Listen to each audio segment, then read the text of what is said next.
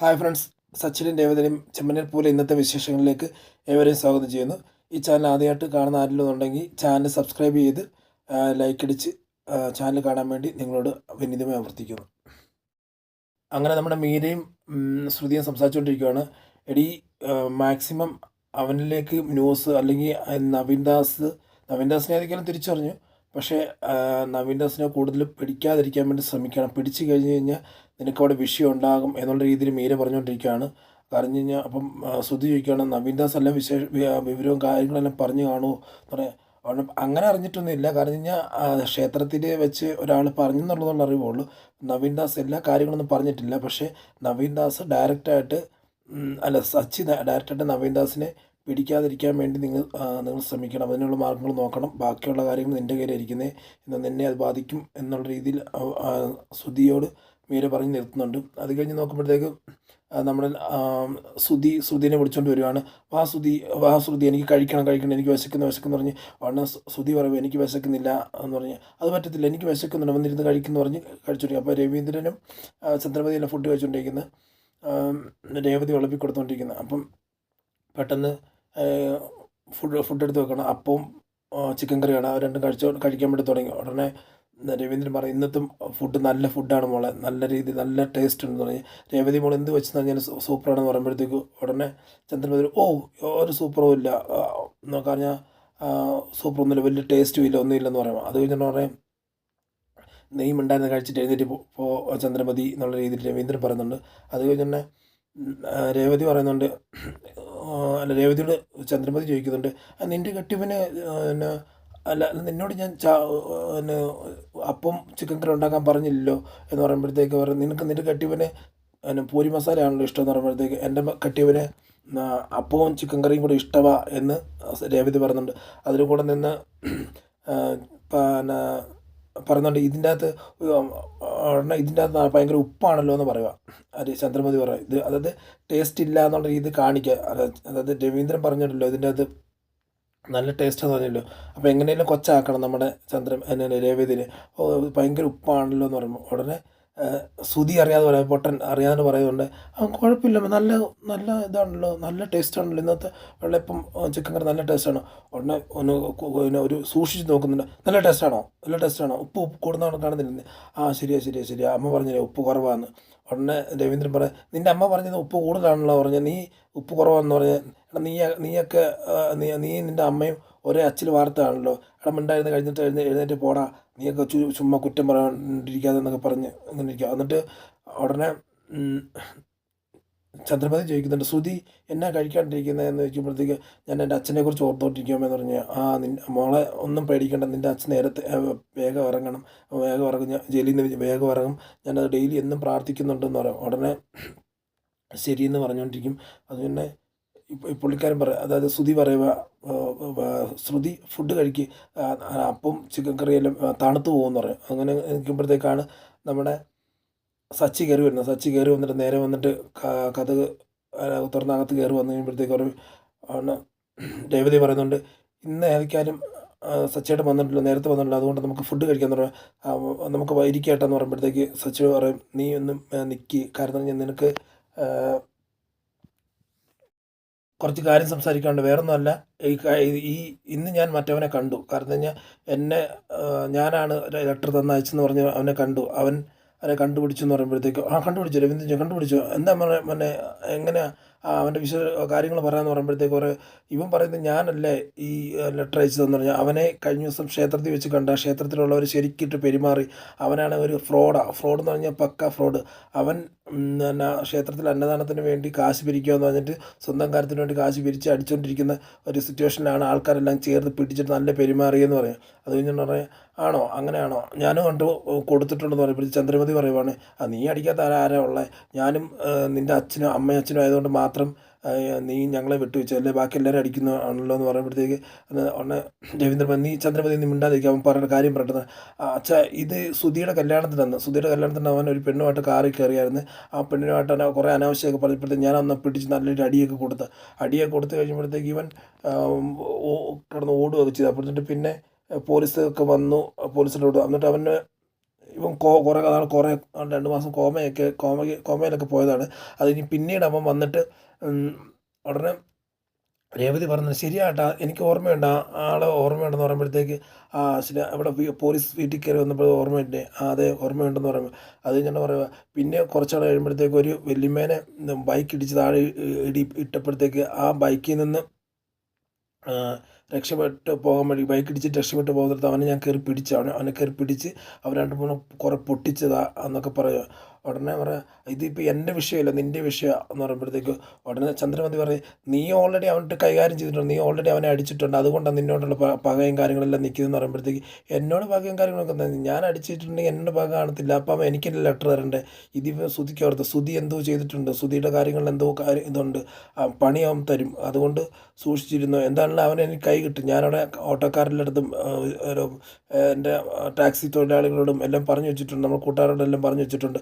അവന് കിട്ടുന്ന സമയം തന്നെ നല്ല നല്ല കൊടുക്കാൻ പറഞ്ഞിട്ടുണ്ട്, എന്നെ ഏൽപ്പിക്കണമെന്ന് ഞാൻ പറഞ്ഞ് ഏൽപ്പിച്ചിട്ടുണ്ടെന്ന് പറഞ്ഞിട്ടുണ്ട്. അപ്പോൾ അതിനുശേഷം അവർ പറയുന്നുണ്ട് ശരി. രവീന്ദ്രൻ പറയുക മോനെ ഏതൊക്കെയല്ലോ അവനെ പിടിച്ച് കാര്യങ്ങളെല്ലാം മനസ്സിലാക്കുമ്പോഴത്തേക്ക് ശ്രുതിയുടെ മനസ്സിൽ ആദ്യം കൂടിക്കൊണ്ടിരിക്കുക, എന്ത് ചെയ്യണേ ഏത് ചെയ്യണേ പിടിച്ച് കഴിഞ്ഞ് കഴിഞ്ഞാൽ സകല കള്ളക്കളയും പൊളിയും. അതെന്ന് നവീൻ ദാസ് കാര്യം പറയും, ഇന്ന പോലെയാണ് കാര്യം എന്ന് നവീൻ ദാസ് പറയാം. അങ്ങനെ ഒരു ഒരു നിർണായക ഘട്ടത്തിലൂടെയാണ് കടന്നു പോയിക്കൊണ്ടിരിക്കുന്നത് ഇപ്പം. കാരണം കഴിഞ്ഞാൽ സച്ചിക്ക് ഇവിടെ നവീൻ ദാസിനെ പഠിച്ചേ പറ്റൂ. പിന്നെ ശ്രുതിക്കാണെന്നുണ്ടെങ്കിൽ ആളെ തിരിച്ചറിയണം. ആളെ തിരിച്ചറിഞ്ഞ് കഴിഞ്ഞാൽ കാരണം അവൻ എന്തിനാണ് അയക്കുന്നത്, എന്തിനാണ് ഈ ലെറ്റർ അയക്കുന്നതെന്ന് അവന് മനസ്സിലാക്കണം. പക്ഷേ ശ്രുതിയാണെങ്കിൽ ശ്രുതിയുടെ ജീവിതം തന്നെ പോകുന്നൊരു സിറ്റുവേഷനാണ് ഇപ്പോൾ കടന്നു പോയിക്കൊണ്ടിരിക്കുന്നത്. അടുത്ത കാണിക്കുന്ന സീൻ നമ്മുടെ ശ്രുതി രേവതിയുടെ വീട്ടിൽ ചെല്ലുന്നതാണ്. ഈ വീട്ടിൽ ചെന്ന് കഴിയുമ്പോഴത്തേക്ക് അമ്മയെ കാണുമ്പോഴത്തേക്ക് അമ്മ എന്നാണ്ട് വിശേഷം എന്നൊക്കെ ചോദിക്കുമ്പോഴത്തേക്ക് വാ മക്കളെ നമുക്ക് സംസാരിക്കുക, എന്നാണ്ട് വിശേഷം, നല്ല സുഖമായിട്ടിരിക്കുന്നു, ഇവിടെ കുഴപ്പമൊന്നുമില്ല എന്ന് പറയുമ്പോഴത്തേക്ക് അമ്മയുടെ കാലുവിന് എങ്ങനെയുണ്ട്, മുട്ടുവേന എങ്ങനെയുണ്ടെന്നൊക്കെ ചോദിക്കുക. അപ്പം അമ്മ പറയാൻ കുഴപ്പമൊന്നുമില്ല, നല്ല രീതിയിൽ പോകുന്നു, നേരത്തെ കട കുഴപ്പമൊന്നുമില്ല പോകുന്നത്. അമ്മ ഇനിയിപ്പോൾ അമ്മ പണിക്കൊന്നും പോകണ്ട, മക്കൾ ഞങ്ങൾ പോകുന്നുണ്ടല്ലോ, കുഴപ്പമൊന്നുമില്ല, നമ്മുടെ കാലുവേനയൊക്കെ എന്തെങ്കിലും ഉണ്ടെങ്കിൽ വീട്ടിൽ തന്നെ ഇരുന്നാൽ മതി എന്നൊക്കെ പറഞ്ഞ് വിശേഷങ്ങൾ പറഞ്ഞുകൊണ്ടിരിക്കുമ്പോഴത്തേക്ക് അപ്പോൾ അങ്ങോട്ട് ശരത്ത് കയറി വരുവാണ്. ശരത്ത് കയറി വരുമ്പോൾ ആകെ മൂഡ് ഓഫായിട്ട് കയറി വരുന്നത്.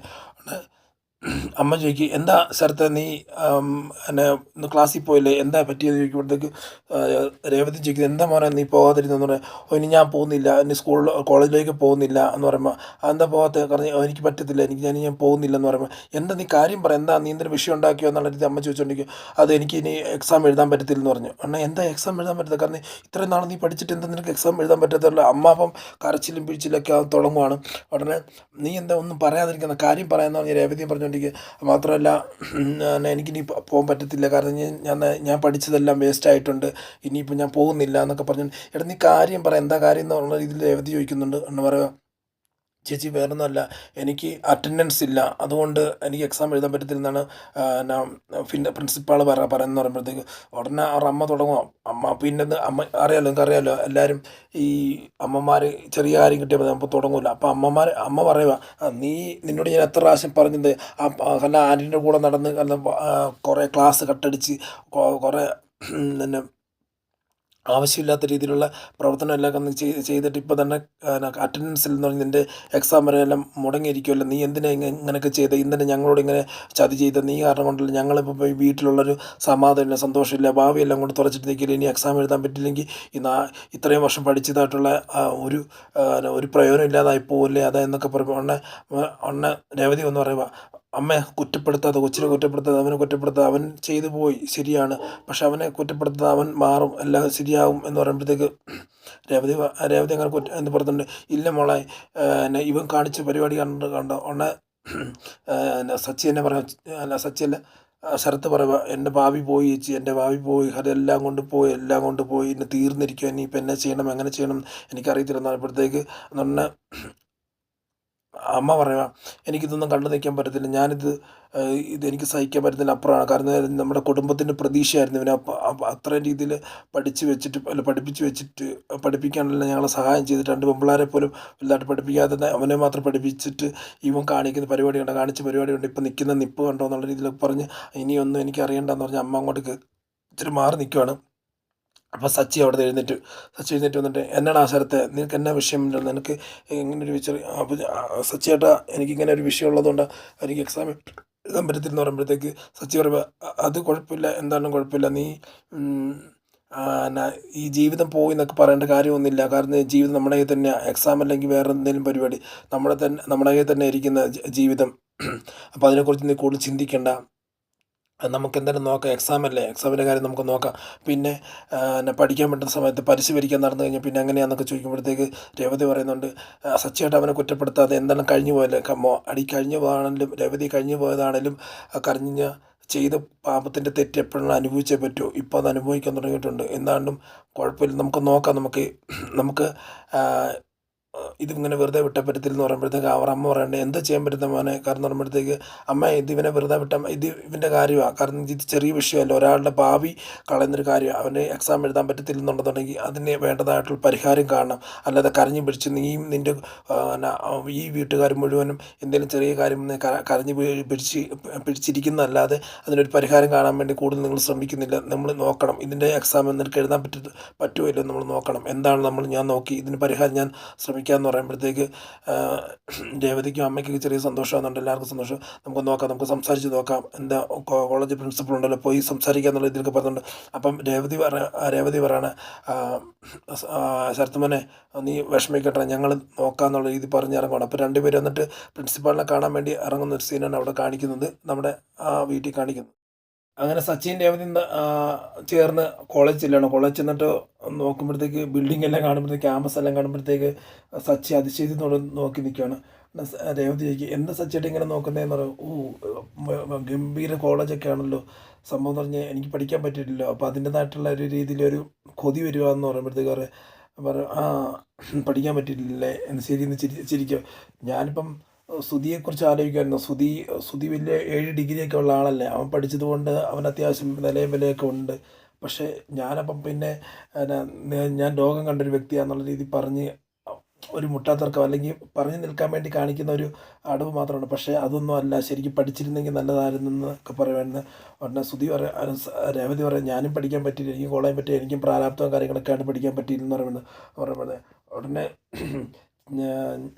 സച്ചി പറയുക, ഞാനും പഠിച്ചിരുന്നെങ്കിൽ ഞാൻ വലിയ ഓട്ടോമൊബൈൽ എഞ്ചിനീയർ ആയെന്ന് പറയുമ്പോഴത്തേക്ക് ഉടനെ രേവതി ചോദിക്കണം, കാറ് വിട്ടുള്ള പരിപാടിയൊന്നും ഇല്ലെന്ന് പറയാം. പിന്നെ കാർ നമ്മുടെ ഫേവററ്റ് സാധനമല്ലേ, അപ്പോൾ കാർ വിട്ടുള്ള പരിപാടിയൊന്നുമില്ല. നീയും പഠിച്ചിരുന്നെങ്കിൽ വലിയ പൂ വയ്ക്കുന്നതിൻ്റെ മാർക്കറ്റിംഗ് എക്സിക്യൂട്ടീവ് ഒക്കെ ആയേനെ, ഭയങ്കര വിദേശത്തൊക്കെ ആയെന്ന് പറയുക. ഉടനെ അപ്പം രേവതി പറയുക, ഇനി പറഞ്ഞിട്ട് എൻ്റെ കാര്യം ഇരിക്കുന്നതെന്ന് പറയുക. ഉടനെ പറയുക, സച്ചി പറയുക, നീ നീ പഠിച്ചിട്ടില്ലെങ്കിലും കുഴപ്പമില്ലായിരുന്നു, നീ ഇത്തിരി കാശുകാരനായ ഒരു കുടുംബത്തിൽ നീ ആയിട്ടുള്ള ആളായിരുന്നെങ്കിൽ നിന്നെ അമ്മ നന്നായിട്ട് സ്വീകരിച്ചേനെ. അതായെന്ന് പറയാം. അതിന് പറഞ്ഞിട്ടുണ്ട് ആ കാര്യം ഇരിക്കുന്നത്, ഇങ്ങനെയൊക്കെ നമ്മളെ അവസ്ഥ ഇങ്ങനെയല്ല, നമുക്ക് എന്തെങ്കിലും സംസാരിക്കുന്നത്. അപ്പം പ്രിൻസിപ്പാൾ റൂമിൻ്റെ മറ്റേ ബോർഡൊക്കെ കണ്ട് അവളെ കൊണ്ട് ചെല്ലുമ്പോഴത്തേക്ക് ഒരു ആളെ കാണും, പിയൂണാന്ന് തോന്നുന്നു. പിയൂണോട് സംസാരിക്കുക, നമുക്ക് പ്രിൻസിപ്പാളൊന്ന് കാണുന്നുള്ളൂ. അപ്പം നിങ്ങൾ നേരത്തെ പറഞ്ഞിട്ടുണ്ടോ എന്ന് ചോദിക്കുക. അപ്പം നേരത്തെ പറഞ്ഞിട്ടൊന്നുമില്ല, നമ്മൾ കാണാൻ വേണ്ടി പറയാത്തതല്ല, നമ്മൾ അകത്തോട്ട് കയറ്റി വിടത്തില്ലെന്ന് പറഞ്ഞു. അങ്ങനെ കയറ്റി വിട്ടായിരിക്കുന്നത് എങ്ങനെയാണ്, കാരണം ഞങ്ങൾക്ക് അത്യാവശ്യമായിട്ട് കണ്ടേ പറ്റൂ. കാരണം ഇവിടെ ബികോമിന് പഠിക്കുന്ന ശരത്തിൻ്റെ വീട്ടിൽ നിന്നാണ് വരുന്നത്. ഞങ്ങൾക്ക് അത്യാവശ്യമായിട്ട് സാറിനെ കാണുക. കാരണം എന്ന് പറഞ്ഞാൽ അവന് എക്സാം എഴുതാൻ പറ്റത്തില്ലെന്നൊക്കെയാണ് സാറ് പറയുന്നത്. അപ്പോൾ എന്തെങ്കിലും ഒരു പോംവഴി നിങ്ങൾ തുറന്നു തരണം. പറഞ്ഞാൽ അവിടെ കണ്ട് സംസാരിക്കാൻ പറ്റുകയാണെന്നുണ്ടെങ്കിൽ ഒരു എന്തെങ്കിലും ഒരു പോംവഴി കാണാമല്ലോ, ഞങ്ങളൊന്ന് സംസാരിച്ച് നോക്കട്ടെ എന്ന് പറയും. സാറിനെ അപ്പോയിൻമെൻ്റ് ഇല്ലാതെ നമുക്കൊന്നും ചെയ്യാൻ പറ്റുന്നത്. നിങ്ങൾ ഉടനെ രേവതി പറയാം, സാർ നിങ്ങൾക്കൊരു മനസാക്ഷി നിങ്ങൾ കരുതണം. കാരണം ഒരു കൊച്ചിൻ്റെ ഭാവിയാണ്, ആ ഭാവി തകർക്കരുത്.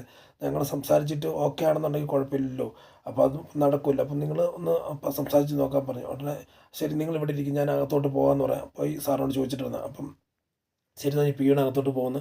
ആ സമയത്ത് സച്ചി രേവതിയോട് പറയുന്നുണ്ട്, രേവതി അകത്തോട്ട് കയറിയിരിക്കുക, നമ്മൾ സംസാരിക്കുകയൊക്കെ ചെയ്യുകയാണ്, പോയിരുന്ന് കരയരുത്. കരഞ്ഞു കഴിഞ്ഞാൽ പിന്നെ നമ്മൾ സ്ഥിരം പല്ലവിക്കും. നിങ്ങൾ പൊതുവെ അങ്ങനെയാണല്ലോ ഫാമിലി, അതുകൊണ്ട് ഇപ്പോൾ കരയാൻ പാടില്ല. നമ്മൾ കാര്യം ഗൗരവത്തോടെ സംസാരിക്കുക, നീ ഇവിടെ ഉണ്ടായിരുന്നാൽ മതി, ഞാൻ സംസാരിച്ചോളെന്ന് പറയും. അപ്പം പിന്നെ പിയൂൺ ഇറങ്ങി എന്നിട്ട് പറയുക, സാറ് പറഞ്ഞേക്ക് നിങ്ങളോട് സംസാരിക്കാൻ പറ്റത്തില്ല എന്ന് പറയുന്നത്. കാരണം അറ്റൻഡൻസ് ഇല്ലാതെ, കാരണം ഇങ്ങനെ അലമ്പി നടക്കുന്ന ആളുടെ അടുത്ത് കുട്ടിയെ ഇനി പഠിപ്പിക്കാൻ താല്പര്യമില്ല, അല്ലെങ്കിൽ ഇപ്പോൾ എക്സാം എഴുതിപ്പിക്കാൻ താല്പര്യമില്ലെന്നാണ് സാർ പറയുന്നത്. അങ്ങനെ പറയില്ല, ഞങ്ങൾ എങ്ങനെയും ഒന്ന് കണ്ടോട്ടെ സാറ്, ഞങ്ങൾ കയറി കണ്ടോട്ടെ എന്ന് പറയുമ്പോഴത്തേക്ക് നടക്കത്തില്ല. ഇനി നിങ്ങൾ കാരണം കൊണ്ട് എനിക്ക് വഴക്ക് കേൾക്കേണ്ടി വരും, നിങ്ങൾക്ക് അങ്ങനെ കയറിപ്പോയി കാണാനൊന്നും പറ്റത്തില്ല, നിങ്ങളങ്ങ് പോകുന്നത് നല്ലത്. സാറ് ഭയങ്കര ചൂടില്ല, ഞാൻ പറഞ്ഞപ്പോൾ തന്നെ സാറ് ഭയങ്കര ചൂടില്ല, നിങ്ങൾ എങ്ങനെയും നിങ്ങളത് ആ കാര്യം ഒന്ന് ചെയ്യാൻ നോക്ക്, കാരണം നിങ്ങൾ ഇറങ്ങിപ്പോകാൻ നോക്കുന്നുള്ള രീതിക്ക് പറയുന്നുണ്ട്. പിയൂണ് പറയുന്നുണ്ട്. അങ്ങനെ സഹി കേട്ടിട്ട് രണ്ടുപേരും ഇറങ്ങിപ്പോകാൻ നിൽക്കുമ്പോഴത്തേക്കാണ് തന്നെ പ്രിൻസിപ്പാൾ വരിക.